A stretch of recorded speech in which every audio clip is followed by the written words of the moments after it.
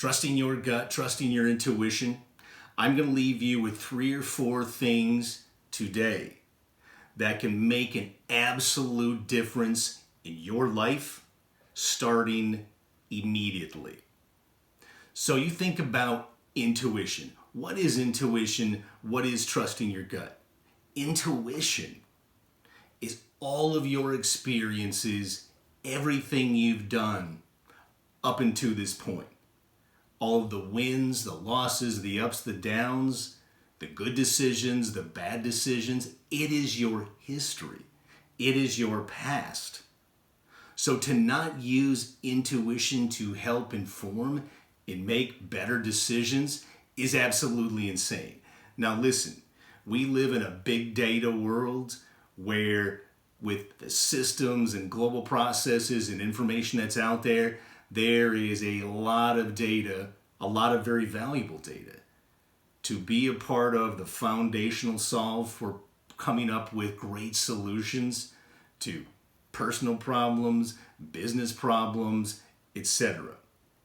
But I'm going to challenge you with, you will not make the most effective decisions and come up with the most optimal solutions without introducing and without using intuition, whether that's individual intuition or certainly there is organizational intuition. An organization has a history and a past. It has learned.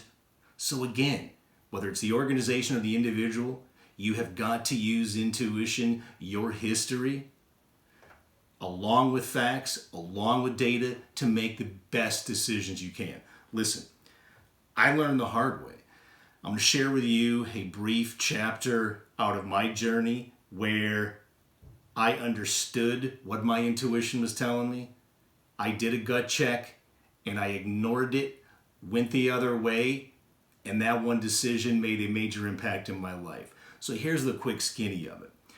I was a young Air Force captain, and being a U.S. military officer, wearing the uniform, wearing the flag on my shoulder, it was everything. It was my identity. It's who I was. It was my heartbeat each and every day. Now, we had started a young family, and I was gone quite a bit during those early years.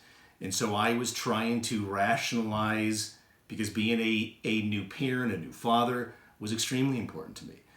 And as I was trying to rationalize what it would be like to not be around, there were certainly pros and cons to everything, to the entire scenario.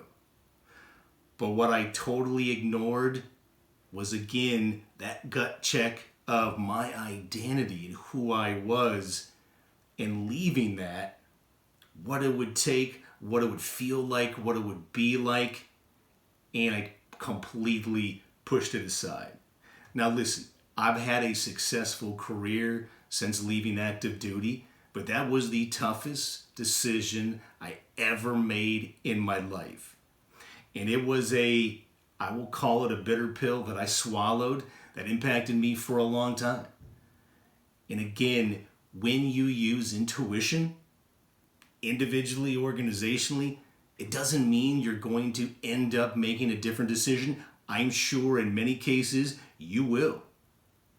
But I implore you, if you are not trusting your gut, trusting what your body is telling you when you're faced with a situation, you are not going to make a great decision. Now listen, the lessons for me were crystal clear. And they can be that simple and that clear for you. Bottom line is, when it comes to intuition, it is non-negotiable. As you're in the heat of the battle and you feel your body tense up, you feel that pit deep in your stomach. And that's a common physiological feeling, emotion, if you will, that most everybody gets when you're just not feeling it. Something is off, something is wrong. You have got to act on it. And when making a good, better decision, it's challenging the facts with that intuition. Maybe it's 2 or 3 more questions you need to ask, different questions. Maybe it's going deeper and wider in one particular area. Maybe it's defining other assumptions and really proving out the data to where you feel that the decision you're making is the best one possible. You have to use it.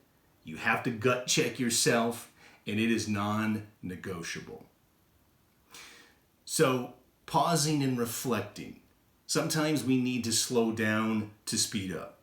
I get whether it's at home or at work, the environments we all live in today are extremely fast-paced, but we have to learn to slow down to speed up.